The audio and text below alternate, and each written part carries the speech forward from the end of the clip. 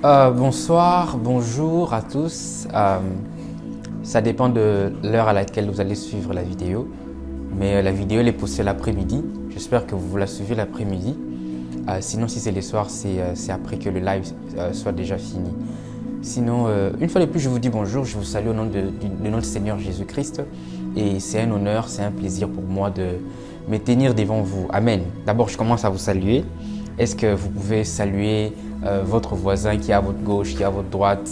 Si vous êtes seul, saluez-vous vous-même. Là où vous êtes aussi, ça compte. Vous pouvez aussi vous saluer vous-même pour faire un check vous-même. Au fait, bienvenue dans le culte de ces dimanches. Bienvenue dans la présence de Dieu, parce que Dieu est omniprésent. Même si je suis sur votre application YouTube, mais ce que je dis par la présence de Dieu se retrouve aussi chez vous. Amen. Est-ce que vous ferez un bon sourire avant que je puisse commencer au fait? Parce qu'il y a quelqu'un là, je sens que le sourire n'est pas là. Je ne sais pas si c'est à cause de quoi. C'est peut-être parce que le cours a recommencé ou que la rentrée c'est demain. Ça, je ne sais pas. Sinon, moi, je suis vraiment très content d'être là avec vous. Les semaines passées, nous avons fini un thème qui s'appelait oui, je viens bientôt, qui parlait de l'eschatologie.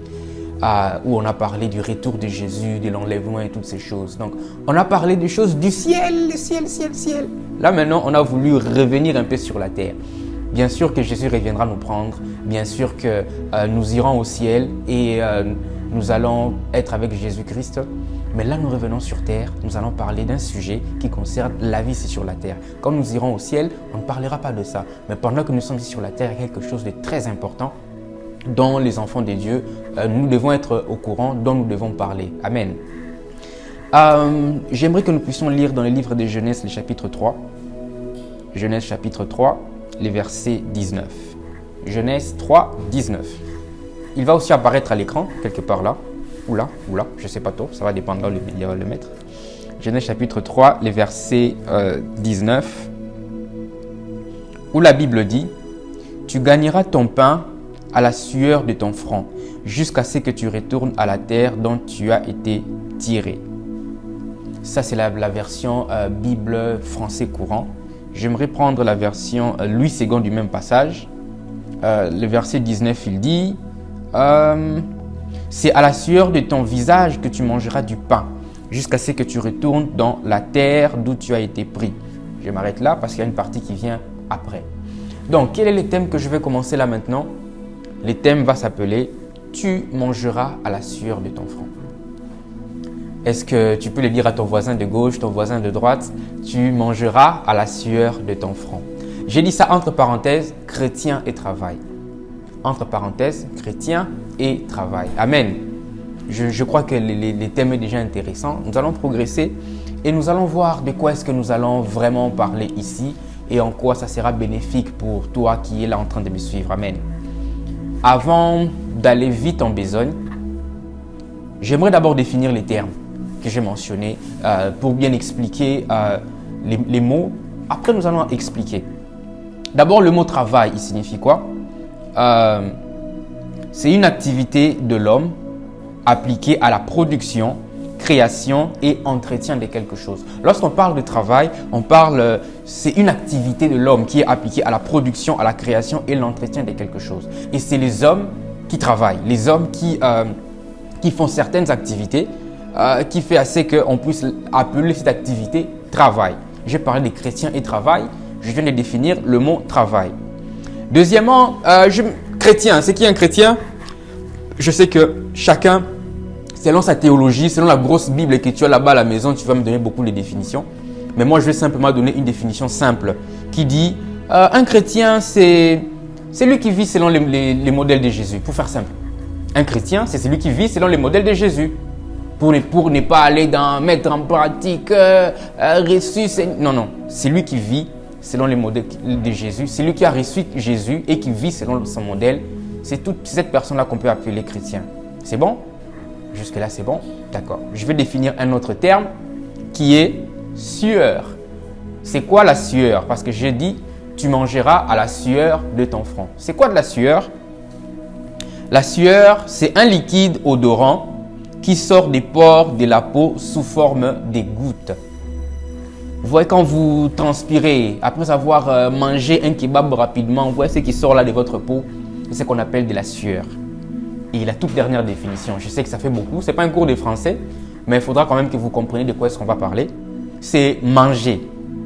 Je crois que chacun a sa définition du mot manger. L'autre, c'est en transpirant, l'autre, c'est en souriant. Certaines personnes, même, on dit food is bad pour eux. Donc, c'est quoi manger? C'est porter quelque chose à la bouche, à la mâchoire.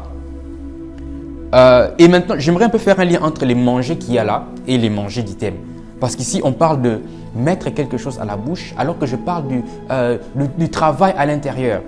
Simplement, quand je dis que tu mangeras à la sueur de ton front, manger ici est pris comme un besoin parmi les besoins primitifs de l'homme. Manger, dormir, ainsi de suite. Et ici, quand on parle de tu mangeras à la sueur de ton front, c'est qu'on est en train d'essayer de dire que pour satisfaire tes besoins, certains de tes besoins, tu devras sortir de la sueur. En gros, c'est comme ça que j'aimerais expliquer, tu mangeras à la sueur de ton front. Sinon, ça risque d'être pas si simple à comprendre. Donc, dans ces termes, on parlera du travail qui est un des moyens par lesquels l'homme va satisfaire ses besoins et aussi ses désirs. J'aimerais pas seulement parler de besoins et aussi désirs, parce que d'autres personnes, ils travaillent non pas pour leurs besoins, mais pour leurs désirs, qui est une mauvaise chose d'une certaine façon. Parce que tous les désirs ne sont pas à assouvir. Amen. Donc, je crois qu'on a compris les termes et je l'ai expliqué. En gros, quand je parle de « tu mangeras à la sueur de ton front », chrétien et travail, nous allons parler de la façon dont l'homme va procéder pour satisfaire ses besoins, pour satisfaire ses désirs en passant par le travail. Et on va parler des chrétiens, bien sûr. Je ne vais pas parler des païens, mais je vais parler des chrétiens.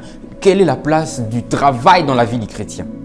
Quelle est la place du travail dans la vie d'un enfant de Dieu? Est-ce important? Est-ce que ce n'est pas important? Est-ce qu'on peut se passer du travail? C'est un peu de ça que je vais parler. Bien sûr, je crois que tu es en train de me suivre. Jusque-là, c'est bon, je ne suis pas trop rapide.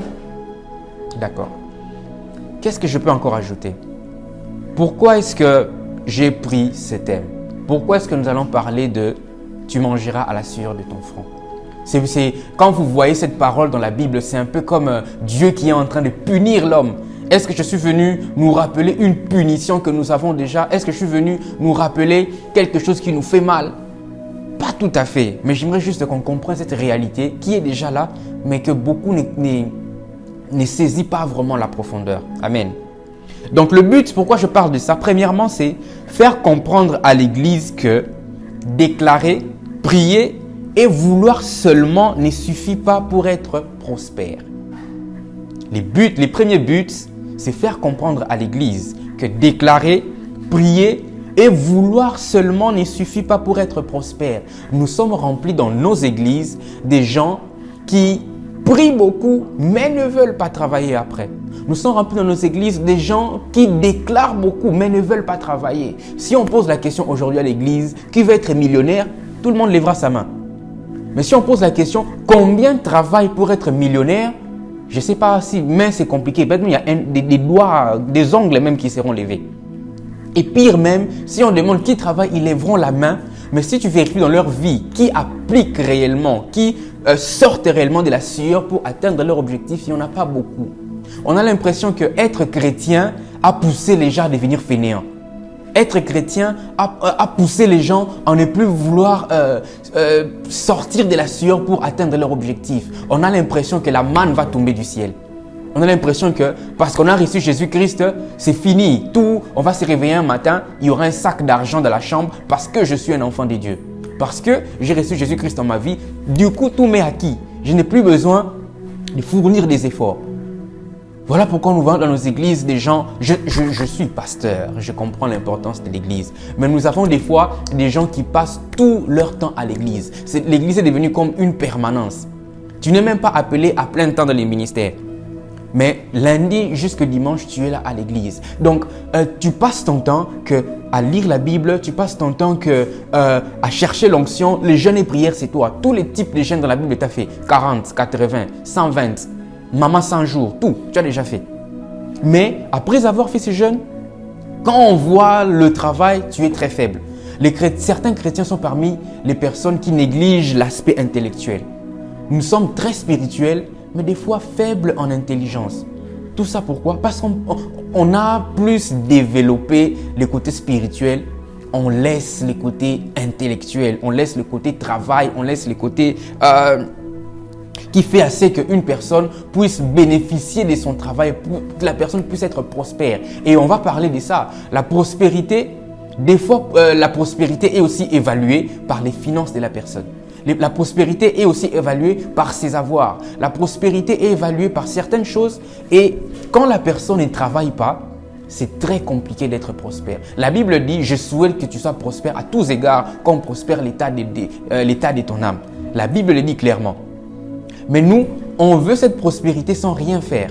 Je veux les mentionner quelque part. Nous allons parler du travail. Vous allez vous rendre compte que Dieu lui-même est la première personne qui a travaillé. Il a travaillé pendant 6 jours. Il a créé l'univers pendant 6 jours et le 7e jour, il s'est reposé. Dans nos églises, des fois, nous voulons des gens qui ont la doctrine du repos. C'est que Dieu a fait un seul jour. Pour eux, c'est toute leur vie. Le repos, les fainéantismes. J'aimerais dire, si Dieu lui-même a travaillé pendant 6 jours et s'est reposé le 7e jour, tu penses que toi, tu serais exempté du fait du travail? Tu penses que toi, tu serais exempté du fait que tu auras besoin de fournir des efforts pour atteindre certains objectifs, alors que Dieu, le créateur du ciel et de la terre, des cieux et de la terre, a eu à travailler. Tu ne penses pas que c'est un exemple? Et puis, ce n'est pas que sur les 7 jours de la semaine, il a travaillé un jour et puis s'est reposé 6 jours. Vous vous rendez compte que 6 jours durant, et il a laissé le sabbat, le jour du repos. Vous vous rendez compte de ça? Donc, le travail a une place très importante dans la vie de l'homme. Le deuxième but, c'est comprendre les principes du travail. Comprendre les principes du travail. Ici, j'aimerais parler du travail comme un principe spirituel. Le travail est un principe spirituel qui permet à ce que certaines choses puissent arriver dans notre vie. Je suppose que tous autant que nous sommes ici, nous avons été sur nous avons suivi des cours aux humanités, les cours de physique et tout ça. Vous allez vous rendre compte que il y a par exemple la formule du travail qui est force multipliée par déplacement, si je ne me trompe pas. Vous allez vous rendre compte que pour qu'il y ait le travail, il y a une force appliquée sur une certaine distance. C'est ceux qui avaient fou les cours de physique se disaient, ça nous a encore rattrapé ici dans la prédication. Ne vous inquiétez pas, c'est juste une parenthèse. Vous allez vous rendre compte que pour qu'il y ait travail, il y a certaines lois à respecter, certains principes. Comme dans la physique, il faut une force et un déplacement. Le travail dans la Bible, c'est un principe. Quand Dieu a créé l'univers, Dieu est un roi. C'est lui qui est à la base, les Abba, la source de toutes choses. Quand il a créé, il a laissé certaines choses de fonctionner automatiquement. C'est-à-dire qu'il a établi des principes et des règles pour ne pas que tu puisses revenir vers lui à chaque fois. Il y a certaines choses, il suffit de suivre les principes qu'il a déjà laissés, tu auras les résultats escomptés. Par exemple, j'aimerais parler du fait de s'aimer et de récolter. Tu n'as pas besoin de prier Dieu pour récolter quand tu vas faire ton champ. Le simple fait de mettre une graine à terre, c'est une loi qui est déjà là. La graine va donner des fruits. La graine va donner des fruits. Et le travail, c'est un principe. Quand tu appliques les principes du travail, il y a un résultat qui vient derrière. Tu n'as pas besoin de faire certaines autres choses. Simplement, en appliquant les principes du travail, tu as un certain résultat. Et une autre loi, par exemple, la loi de l'honneur. La Bible parle « honore ton père et ta mère afin que tu vives longtemps ». Vous allez vous rendre compte que dans la Bible, Dieu a laissé plusieurs principes qui sont comme, voilà, j'ai dit force multipliée par déplacement, c'est A plus B est égal à C. Chaque fois que tu appliqueras A plus B, tu auras C. Et plusieurs de ces lois comme ça ne sont même pas que pour les chrétiens. C'est pour le monde entier, c'est pour l'univers. Ce n'est pas parce que quelqu'un est païen que s'il plante sa graine, ça ne va pas pousser. C'est une loi qui est déjà établie. La pesanteur, par exemple, si je laisse mon téléphone, ça va tomber. Ça va tomber. C'est une loi qui est déjà là, c'est une loi physique. Ce n'est pas parce que je suis chrétien que ça ne va pas se faire. Vous voyez, quand quelqu'un se décide d'appliquer la loi du travail, chrétien ou pas, il prend A plus B, il aura C. Comme dans la loi de l'honneur que j'ai donnée par exemple, quand quelqu'un il honore quelqu'un, il y a un certain résultat. Il y a un autre, par exemple, l'orgueil précède la chute. Une personne, dès qu'il se met sur le chemin de l'orgueil, ce qui viendra après, c'est la chute. Donc, c'est comme si tu prends A, tu mélanges avec B. il y aura quelque chose qui viendra après. Et nous allons parler du principe du travail. Qu'est-ce qui se passe quand quelqu'un applique les principes du travail? En quoi ces principes est vraiment important? Parce que c'est un principe. Chrétien ou pas, le fait de ne pas appliquer les principes du travail, il y aura des choses que tu vas manquer. Il y aura des choses que tu n'auras pas parce que tu n'as pas appliqué les principes du travail. C'est bon? Jusque-là, c'est bon. J'espère qu'on n'est pas perdu. On peut continuer à avancer. Amen. D'accord. Un autre but, voilà. Je vais parler de l'appel et des talents. Comprendre l'appel et les talents. Vous allez vous rendre compte que pour travailler, on ne travaille pas de n'importe quelle façon. Les principes même du travail, quand tu appliques les bons travail de la bonne façon, tu auras un bon résultat. Et Dieu nous a mis sur cette terre pour être une bénédiction pour les gens, pour accomplir la mission qu'il nous a donnée. Et même cette mission-là qu'il nous a donnée, je vais parler de ça à la fin, passe par le travail. Passe par le travail. Et le fait de connaître ton appel va te permettre de bien travailler. Ça va te permettre de travailler dans le couloir pour lequel Dieu t'a créé. Le fait de connaître tes talents, j'ai aimé la définition du talent quand je suis en train de préparer. La définition anglaise disait que ce sont des aptitudes naturelles. Ce sont des aptitudes naturelles que nous avons à l'intérieur de nous. Il y a certaines personnes, chanter n'est pas très compliqué pour lui, c'est naturel. Il y a certaines personnes, dessiner n'est pas compliqué pour lui. Il y a certaines personnes, au fait, quel autre talent on peut jouer d'un instrument. Il y a des choses, par exemple, que ce n'est pas si difficile pour lui de le faire. Ça vient naturellement. Ce sont des aptitudes naturelles. Maintenant, il faut se poser la question, d'où viennent ces aptitudes naturelles? Quand je veux parler de l'appel et des talents, vous allez vous rendre compte que certains talents que nous avons sont déjà des révélateurs de l'appel de Dieu sur notre vie. Et je vais aussi définir l'appel.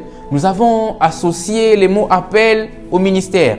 Quand on écoute appel, non, appel à être prophète, à être docteur, ainsi de suite. Comme je l'ai dit dans une de mes vidéos précédentes, l'appel, c'est simplement la raison pour laquelle Dieu t'a créé. Certaines personnes, leur appel, c'est dans les ministères. Il y a d'autres personnes, leur appel, c'est être docteur. Leur appel, c'est être docteur à l'hôpital. Et quand tu travailles dans l'appel que Dieu t'a créé, crois-moi, le résultat sera différent. Ici, je parlerai même, quand on va aller un peu plus en profondeur, je vais parler du job, je vais parler du hobby. Il y a certaines choses que tu fais qui ne sont pas forcément ton appel, mais que tu le fais par plaisir. En fait, je vais parler de ce qu'on appelle un job. Le job ne peut pas être forcément ton appel, mais c'est quelque chose qui te permet simplement d'en retirer de l'argent. Mais l'appel de ta vie va un peu plus loin que ça. Tu peux être appelé à être docteur à l'hôpital, mais tu fais un job de serveur. Voyez un peu la nuance. On va un peu parler de toutes ces choses et nous allons parler des talents. Comment exploiter les talents, en quoi c'est révélateur de ce que Dieu a prévu pour nous. Amen.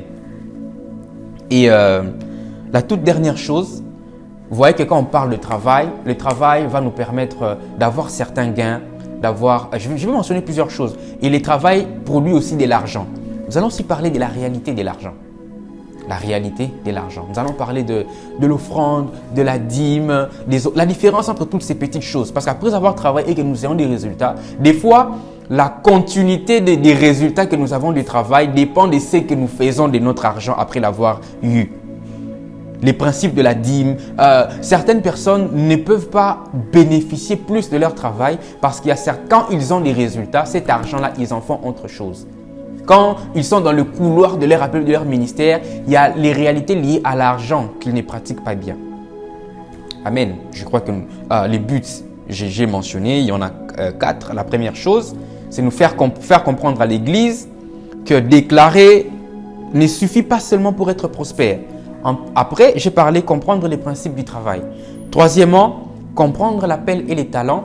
Et quatrièmement, comprendre la réalité de l'argent. C'est les raisons pour lesquelles je veux parler de ces thèmes. Le point qui va suivre, après avoir parlé du but, c'est maintenant la cible. Qui sont les personnes à qui cet enseignement va bénéficier? Est-ce que toi qui me suis, cet enseignement va te bénéficier ou tu peux aller suivre, ça sera dimanche, tu peux aller suivre la finale des Majab ou Talent, ça ne te concerne pas. Bon, je pense que tu seras concerné dans ça. Amen. La première cible, c'est tout chrétien. Tout enfant de Dieu, je pense que cet enseignement lui sera bénéfique. Ça sera très nécessaire et très utile pour toi de connaître plus sur le travail. Amen. La deuxième cible, c'est ceux qui ne connaissent pas leur appel. J'ai dit que nous allons parler de leur appel. Tu vas comprendre un peu plus les talents, l'appel, même les appels dans les ministères. Je vais parler de l'appel des pasteurs, docteurs, évangélistes, les signes de cet appel et comment ils sont reconnus ces personnes-là. La troisième chose, c'est ces messages est pour ceux qui pensent qu'ils ne servent à rien. Ici, je peux déjà vous dire qu'une telle personne n'existe pas. Une telle personne n'existe pas. Cette personne qui a l'impression que Dieu l'a déposée sur cette terre et sa vie ne sert à rien. Je l'ai dit dernièrement dans une de mes vidéos. J'ai dit que le fait même que tu existes sur cette terre, c'est une preuve à suffisance que tu as quelque chose à faire ici. Entre parenthèses, tu as un travail à faire ici sur la terre. Dieu n'est pas quelqu'un qui jette les gens et puis il s'en fout de ce qui va t'arriver après. Non. Dieu n'est pas quelqu'un qui gaspille les ressources. Quand tu es sur cette terre, c'est-à-dire que tu as une mission à accomplir. Tu as un travail à accomplir qui va t'apporter, qui sera une bénédiction pour les gens et qui va te permettre aussi de bénéficier de quelque chose de ton travail. Donc, quelqu'un qui pense que sa vie ne sert à rien, cet enseignement est important pour toi. La quatrième cible, c'est pour les personnes qui ont besoin d'encouragement et d'être fortifiées dans leur travail. Il y a des gens qui travaillent déjà. Il y a des gens qui sont déjà en train d'appliquer ces principes. Berger, je fais ça, j'ai investi, ça sera pour encourager ces personnes, leur dire, vous êtes dans le bon chemin, continuez et il y aura un merveilleux résultat dans ça.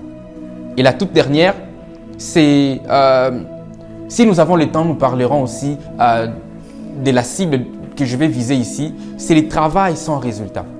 Vous savez, des fois, on travaille vraiment beaucoup, mais on retire peu de notre travail. Là, ça devient maintenant, parce que j'ai dit que le travail est un principe. Quand tu fais A plus B, tu deviens C.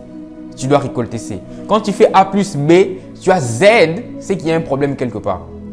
Là, ça devient d'autres réalités spirituelles qui fait à ce que des fois, certaines personnes ont des limites placées sur leur travail. Ils dépensent beaucoup d'énergie, mais ne récupèrent rien derrière. Ça peut être des limitations, des malédictions qui ont été prononcées sur leur vie ou eux-mêmes ont eu à poser certains actes qui ont bloqué leurs finances. C'est bon, ça va?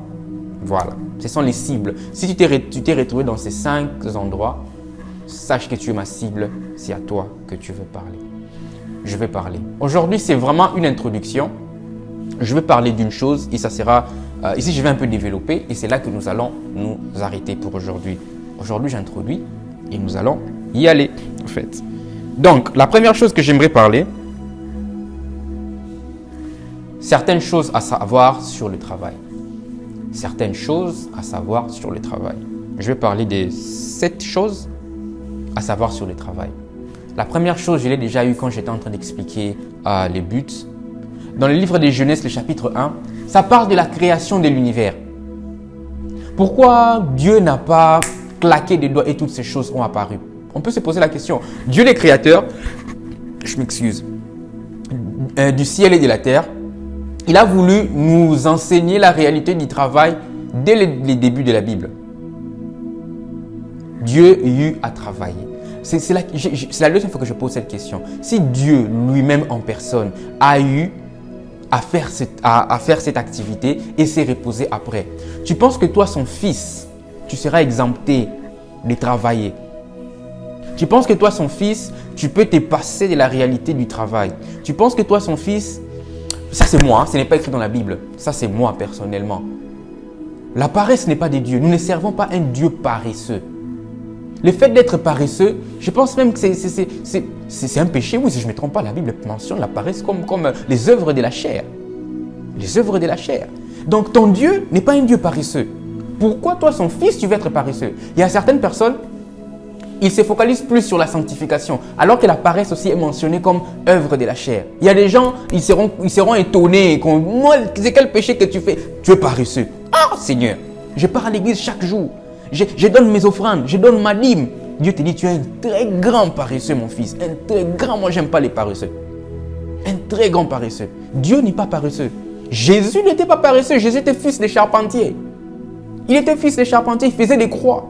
Donc peut-être même si on pouvait voir les mains de Jésus, vous imaginez comment les charpentiers, leurs mains sont dures. Peut-être les mains de Jésus n'étaient pas aussi douces que ça. C'était dur peut-être. L'apôtre Paul faisait des huttes. L'apôtre Paul, il construisait des tentes. Vous imaginez, il y a beaucoup d'exemples comme ça dans la Bible. Des gens que nous prenons comme exemple. Non, il avait l'onction. Non, il chassait les démons. Non. Mais nous oublions le côté travail que ces personnes ont eu à fournir.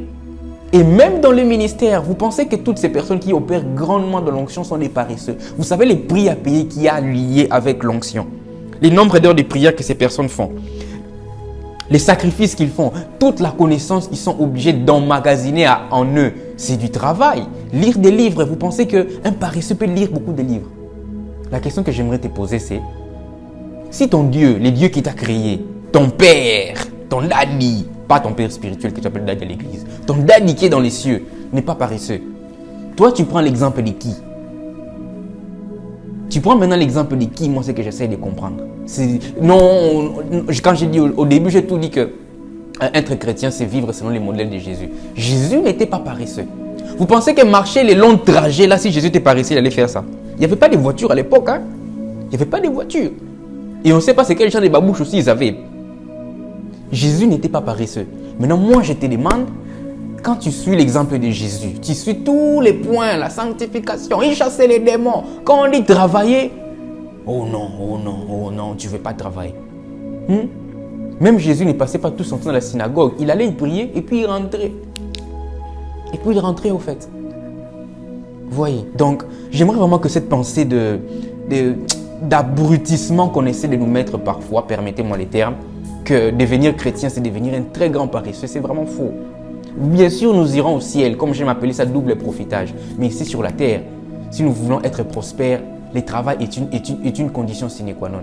Personne ne va se réveiller un matin, l'argent est tombé sur la manne. Ça n'existe plus la manne. C'est depuis cette époque-là.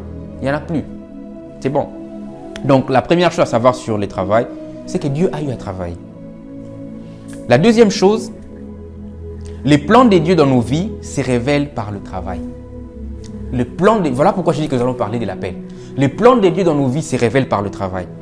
Peu importe c'est à quoi tu es appelé à être, le travail est impliqué dedans. Peu importe l'appel qu'il y a sur ta vie, le travail. Je suivais une prédication aujourd'hui où un homme de Dieu disait que le travail révèle au monde qui tu es. Si tu es un grand docteur, frère, tu vas bosser dur pour arriver à ce niveau-là. Au fait, quand on verra quelqu'un, waouh, ce monsieur, il est très intelligent, ce monsieur, c'est un très bon chirurgien, cette personne a eu à faire son travail. Au fait, le travail nous révèle au monde qui nous sommes, notre appel, notre gloire, comme cet homme de Dieu a dit. La gloire, notre gloire à nous, que Dieu nous donne, passe par le travail. Les personnes qui sont arrivées au sommet ont travaillé dur. Donc, pour réaliser les plans de Dieu pour ta vie, si tu as les plans d'être paresseux, laisse-moi que tu ne vas pas l'atteindre. Si tu as les plans d'être fainéant, laisse-moi te dire que tu ne vas pas l'atteindre. Parce que les plans de Dieu dans nos vies se révèlent par le travail. Si Dieu veut t'exposer, ça sera en fonction d'une activité quelconque. Si Dieu veut te faire monter à un certain... Ça sera en fonction même à l'église, comme je suis en train de dire. Là, je suis là. La prédication a été préparée.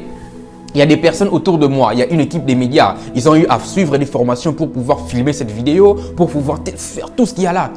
Il n'y a aucune chose que tu auras sans passer par le travail. Bon, je peux te donner le devoir à domicile. Hein? Tu vas m'envoyer ça en privé sur Instagram. Quelles sont les choses que tu peux avoir en croisant les bras? Si tu trouves, on va discuter. Mais tu vas te rendre compte que le travail est les moyens par lesquels tu accomplis c'est pourquoi Dieu t'a créé. Les moyens par lesquels tu vas arriver au sommet. Peu importe les prophéties qu'il y a sur ta vie. Non, tu seras apôtre des nations. Tu seras prophète des nations. Vous savez, les choses que les apôtres, les prophètes des nations, la connaissance qu'ils doivent chercher à avoir, c'est un travail. Et un paresseux n'atteindra jamais. Il y a certains passages dans le livre des Proverbes que nous allons lire. Un paresseux, il n'aura jamais beaucoup de choses dans sa vie. Dieu est contre la paresse. Dieu lui-même n'est pas paresseux. Jésus n'a pas été paresseux. Tous nos exemples dans la Bible n'ont pas été des paresseux. En fait. Et j'ai dit, ça révèle au monde qui tu es, même à toi-même. Franchement, il y a des choses, certaines activités, quand nous les faisons, nous nous connaissons nous-mêmes. Si moi, personnellement, je suis ce que je suis aujourd'hui, c'est parce que j'ai pris le temps de me former, j'ai pris le temps de passer des heures dans la prière. Et tu te rends compte que, waouh, je suis devenu ceci et j'ai travaillé pour être ça. Et donc, tu arrives à un certain point, tu te dis, waouh, je ne savais pas que je pouvais être ça. Plus tu travailles, plus Dieu t'expose. Plus tu payes les prix, plus Dieu t'amène à une autre dimension. Il y a des portes qui ne s'ouvriront jamais pour toi tant que tu seras paresseux. Il y a des portes qui ne s'ouvriront jamais pour toi tant que tu n'as pas de connaissances. Il y a des portes qui ne s'ouvriront jamais pour toi tant que tu n'as pas les compétences requises. Peu importe combien tu parles en langue. Qui est déjà allé dans une interview pour être engagé? Il a parlé en langue et on l'a engagé. Qui? Tu arrives dans un bureau. Bonjour, je suis la sœur Témessi. Voici. Où est votre CV? Oh, moi j'ai plus qu'un CV. J'ai une langue que vous ne pouvez pas comprendre. Rebra, chanterebo, soute. Waouh! J'ai jamais entendu un tel parler en langue. Vous êtes engagé. Frère, même à l'église, pour être dans les médias, le parler en langue ne suffit pas. Vous comprenez? Voilà. La troisième chose que nous devons savoir sur le travail, travailler n'est pas facile, mais ça en vaut la peine. Travailler n'est pas facile, mais ça en vaut la peine. Les passages que nous avons lus dans les livres de Genèse, c'était une punition. Tu mangeras à la sueur de ton front, c'est-à-dire qu'il y a une certaine difficulté, il y a une certaine peine à travailler. Mais laissez-moi vous dire que ça en vaut la peine. Et même plus tu comprends ton appel, tu découvres ton talent, moins cette peine-là sera ressentie. Parce que tu feras quelque chose que tu aimes. Ça, tu feras quelque chose pour lequel tu as été créé. Parce que souviens-toi, j'aimerais te dire que ton appel, on est avec. On ne l'acquiert pas à un certain moment de notre vie. C'est toi qui le découvres. Donc tu découvres la raison pour laquelle tu as été créé. Et cette sensation de douleur dans le travail diminuera. Parce que tu feras ce que tu aimes sans forcer. Par exemple, prêcher, j'aime prêcher. Être pasteur, j'aime faire ça. C'est vrai que ce n'est pas facile de faire des recherches sur les prédications, de discuter avec les gens, d'être à la tête. Mais on ne sent pas trop la lourdeur, la peine de quelque chose que tu fais avec amour. Et si c'est vraiment la raison pour laquelle tu as été créé. Tu comprends ça? Toi, peut-être c'est être un informaticien. Toi, peut-être c'est être un chef cook. Un autre, c'est être policier. Nous allons parler de l'appel, vous allez comprendre. Dieu, dans sa diversité, a établi plusieurs personnes dans différents domaines. Nous n'allons pas tous nous retrouver dans la chair. Soyons des gens où nous sommes impactés à l'église et en sortant de l'église, nous faisons certaines choses. Je suivais un extrait d'un homme de Dieu qui disait aujourd'hui, ne soyons pas des gens qui, en dehors de l'église, nous ne sommes rien. Quand on sort de l'église, tu n'es rien. Tout ce que tu es basé sur l'église. À part si tu es appelé à plein temps au ministère, nous devons être des gens, nous venons à l'église, nous nous ressourçons, nous comprenons les principes et puis nous allons conquérir le monde à l'extérieur. Il y a des gens, ils passaient par des dépressions, non pas à cause du confinement, c'est parce que toute leur vie était basée sur l'église. Maintenant que les églises sont fermées, il a l'impression que sa vie n'a plus de sens. Et ce sont des gens comme ça, comme l'homme disait, ils se battent pour des positions à l'église. Sois intelligent, sois instruit, sois spirituel, mais sois aussi très intelligent. Nous devons donner goût aux païens d'être des enfants de Dieu. J'aimerais te poser la question. À part si tu es appelé à plein temps au ministère, mais à part l'église, quelles sont les compétences que tu as? Surtout si tu es appelé dans le monde séculier. D'accord? Ce n'est pas pour te blesser, c'est pour te faire réfléchir. Ou non, le berger m'a dit que je suis rien. Pardon. Le quatrième point, c'est vraiment subjectif. Ça vient de moi. Ça vient de moi. C'est vraiment à discuter. Je vous laisse discuter par rapport à ça. La Bible dit, tu mangeras à la sueur de ton front. C'est que tu manges. Le quatrième point, c'est que tu mangeras et parfois en fonction de la sueur des pensées. C'est que tu mangeras et parfois fonction de la sueur des pensées. Qu'est-ce que je vais dire par là? La Bible a dit que tu mangeras à la sueur de ton front. Mais la Bible n'a pas dit que la quantité de ce que tu mangeras est en fonction de la quantité des sueurs. Qu'est-ce que je vais dire par là? J'aimerais parler du fait de travailler avec intelligence. Oui. C'est vrai que plus tu mets des efforts dans quelque chose, plus les résultats seront grands. Plus tu payes des grands prix, plus tes résultats seront grands. Je sais. Voilà pourquoi je dis que c'est subjectif. Mais j'aimerais aussi mentionner le fait qu'il y a certaines activités qui peuvent te permettre de produire certaines choses. Tu peux le faire de deux façons. Donc, tu peux avoir les mêmes résultats, mais en fournissant moins d'efforts en appliquant de l'intelligence. Je ne sais pas si c'est un peu clair. Prenons un exemple. La personne qui a fabriqué la machine à laver. Il y a deux personnes qui peuvent chercher à nettoyer leurs habits. L'autre va les faire à la main, l'autre va utiliser la machine à laver. Est-ce que l'effort sorti pour utiliser la machine à laver et laver à la main est la même? Non. Ce que j'essaie de dire par là, c'est que en appliquant le travail, il peut arriver des fois, pour atteindre un objectif, il y a un moyen, bien sûr que tu vas suer, mais il y aura un moyen moins difficile qu'un autre. Voilà pourquoi j'invite les gens à ne pas seulement travailler, mais à travailler avec intelligence. Si je peux atteindre les mêmes objectifs, bien sûr avec une certaine difficulté, mais je vais essayer d'évaluer là la difficulté est moindre. Je ne sais pas si vraiment je me fais comprendre. Je dis vraiment que c'est subjectif. Parce que quelqu'un peut se dire non, il faut que vraiment je transpire beaucoup pour atteindre. Je ne refuse pas ça. Je dis que vraiment c'est subjectif et ça dépend des cas. Il y a certaines situations, il faut vraiment que tu payes un grand prix pour avoir un grand résultat.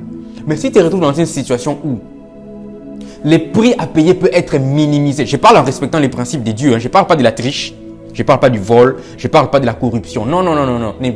Don't take me wrong. Please, don't really take me wrong. Je parle de tout en étant honnête. Revoyez cet exemple de la machine à laver. C'est comme par exemple, je vais évangéliser dans une route qui a par exemple 2 km. Si je veux le faire à pied, par exemple, je vais mettre des affiches sur une route de 1 km. L'énergie que je vais dépenser pour le faire. Je m'excuse. Pour le faire à pied, l'objectif c'est de mettre des affiches, mais si je les fais à pied et si je les fais en voiture, je dépenserai moins d'énergie. Vous voyez, j'ai atteint l'objectif, mais l'énergie a été minimisée. J'aimerais pas penser dans notre exemple qui pourrait encore vraiment simplifier les choses pour qu'on puisse comprendre. Vous voyez. Il y a plein d'exemples, vous pouvez en réfléchir sur certains. Je crois que vous m'avez vraiment compris. Travailler, oui. Travailler, mais avec intelligence. Travaillons, mais avec intelligence, en fait. Si c'est possible d'appliquer ces principes, appliquons-le. Mais il y a d'autres, il faut vraiment que les prix à payer soient grands pour avoir un certain résultat. C'est bon, je crois que vous m'avez compris, je peux continuer. La 5e chose, j'aimerais que nous puissions lire dans 2 Timothée, le chapitre 3, les versets 6 à 9. 2 Timothée 3, 6 à 9. 2 Thessaloniciens, pardon. 2 Thessaloniciens 3, 6 à 9. Voilà. Je lis au nom de Jésus-Christ. Frères, nous vous le demandons au nom du Seigneur Jésus-Christ, tenez-vous à l'écart de tous les frères qui vivent en paresseux. C'est l'apôtre Paul qui dit ça. Et ne se conforment pas à l'enseignement que nous leur avons transmis. Vous savez bien vous-même comment vous devez suivre notre exemple, car nous n'avons pas vécu en paresseux chez vous. Nous n'avons demandé à personne de nous nourrir gratuitement. Au contraire, acceptant peine et fatigue, nous avons travaillé jour et nuit pour n'être à la charge d'aucun de vous. Nous l'avons fait non pas parce que nous n'aurions pas le droit de recevoir votre aide, mais parce que nous avons voulu donner un exemple à suivre. Il a voulu montrer un exemple à suivre par le travail. Qu'est-ce que j'aimerais dire par là? Les résultats du travail imposent les respects. Quelqu'un qui travaille et qui a des résultats est respecté. Là, je riais encore dernièrement, il y avait l'apôtre Loudron qui avait posté un truc où il disait « Tout le monde n'aime pas un pauvre qui parle beaucoup dans les réunions. » Imaginez, on a une réunion, quelqu'un qui n'a pas... Il vient donner son avis. Ah mon cher, tu n'as pas...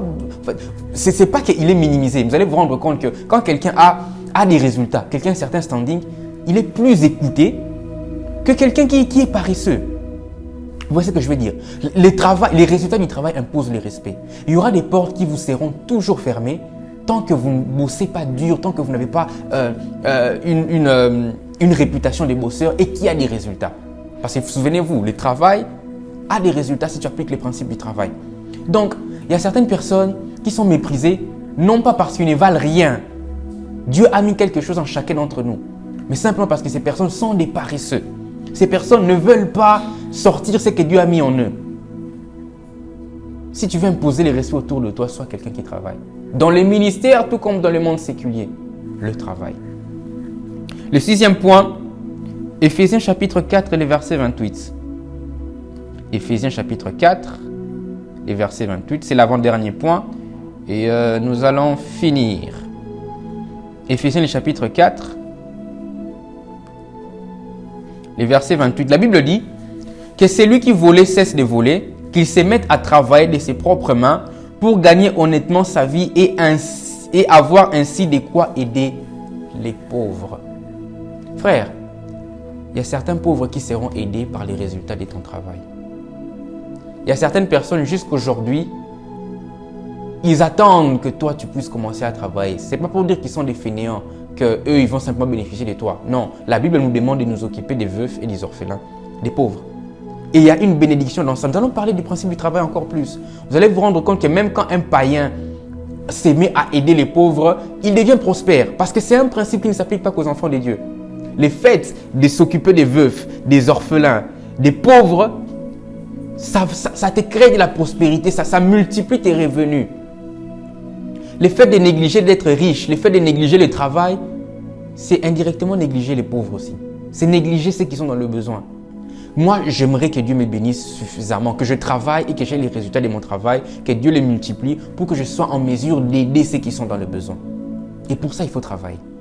Pour ça, il faut avoir un certain résultat. Amen.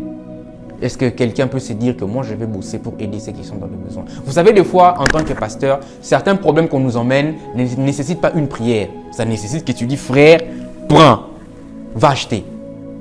Maintenant, si on néglige de travailler et d'avoir de l'argent, ces cas-là, comment on va les aider? Il y a des cas qui ne nécessitent pas de tes kits. Il y a des cas qui nécessitent que tu lui dises, tiens mon frère, son problème est réglé. Quelqu'un qui dit, j'ai vraiment des difficultés à payer mon loyer, aide-moi. Tu ne vas pas l'imposer les mains, il va parler en langue et puis il va rentrer. Les parler en langue ne va pas convaincre les bailleurs. Il y a des gens, pour leur aider, il faut donner quelque chose. Il faut alors vraiment donner quelque chose. Nous devons aider les pauvres par nos avoirs.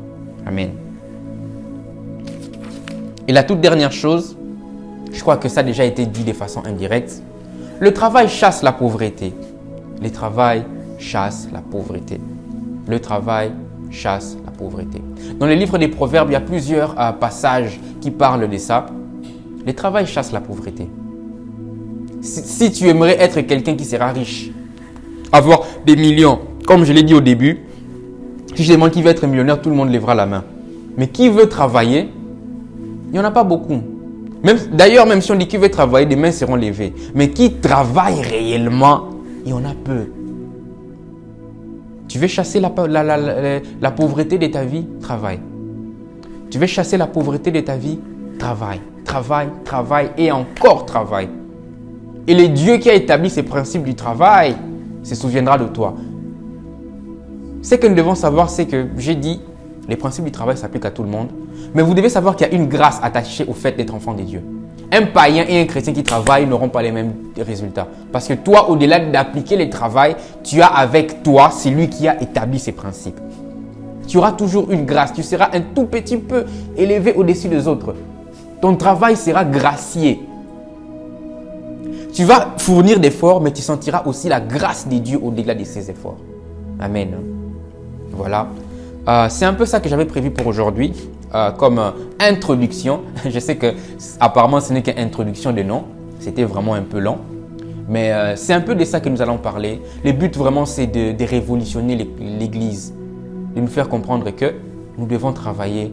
Que ce soit dans les ministères tout comme à l'extérieur. Le travail produit vraiment un merveilleux résultat. Le travail produit vraiment quelque chose de merveilleux. Surtout quand tu te retrouves vraiment dans la raison pour laquelle Dieu t'a appelé. Cette sensation-là de sacrifice ou de payer un prix sera vraiment moindre et diminuée. Amen. J'espère que pour aujourd'hui, ça vous a donné l'envie d'en savoir plus. Ça a donné l'envie d'écouter. C'était qu'une introduction. Ça, c'était pour ces dimanches. La suite sera pour les dimanches qui viendra ensuite.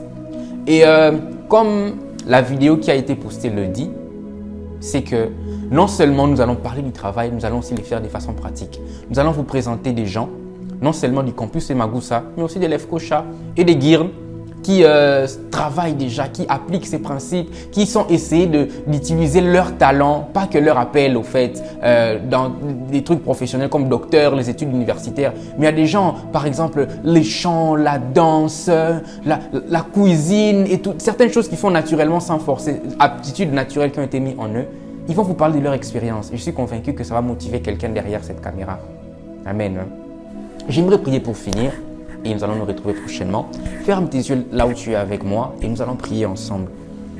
Père éternel tout-puissant, je viens te prier pour les personnes connectées, les personnes qui vont suivre cette prédication, ce live. Je prie assez que cette parole puisse leur trouver là où ils sont et que ça puisse attiser en eux la soif du travail, attiser en eux le besoin de te servir par leur travail, que ça puisse chasser la paresse. Je viens chasser l'esprit de paresse qui bloque mon frère, ma soeur en ces lieux, Seigneur, et que cette parole puisse apporter un changement dans la vie de quelqu'un afin qu'il puisse bénéficier de ce pourquoi tu l'as créé. Reçois la louange et l'adoration au nom puissant de Jésus-Christ. Amen. J'espère que je n'ai pas été trop lent. Ça va quand même. Que Dieu vous bénisse abondamment. C'est tout pour aujourd'hui. Nous allons nous retrouver les dimanches qui suivent. Nous allons vous informer quand est-ce que nous allons commencer à filmer les émissions sur l'appel et les talents de nos frères et sœurs. Amen. Donc, bon dimanche à tous et à la prochaine.